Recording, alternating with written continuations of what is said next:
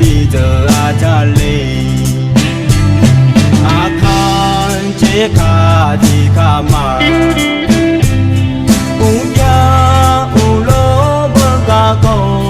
thì pia ya thì nên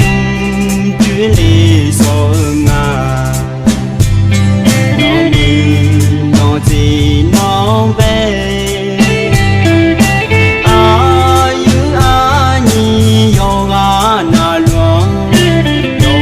cho xa đu yo em mà chờ người chờ cho mong phố biểu lệ mai yêu sẽ mưa đi phía ya đi ang cả gió kha ra có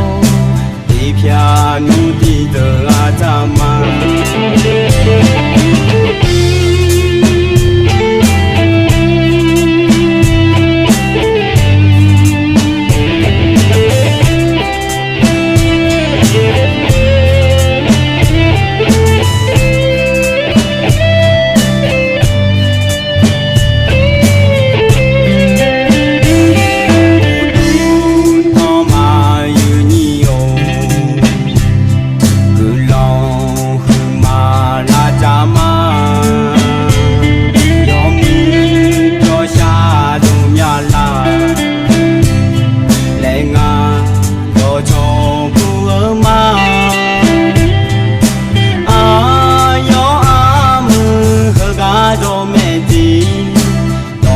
ca nghe cho hà mà mô hoa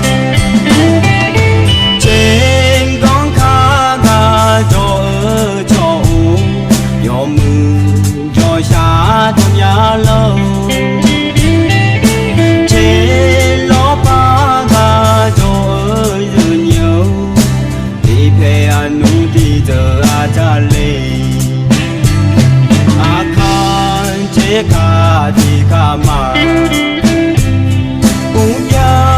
u lô bơ ca câu thì pia ya thì nên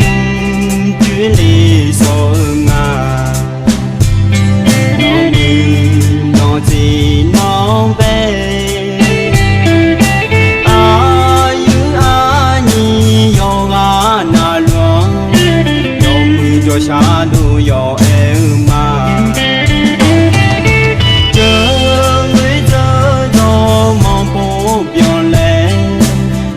yêu sẽ mưa đi phía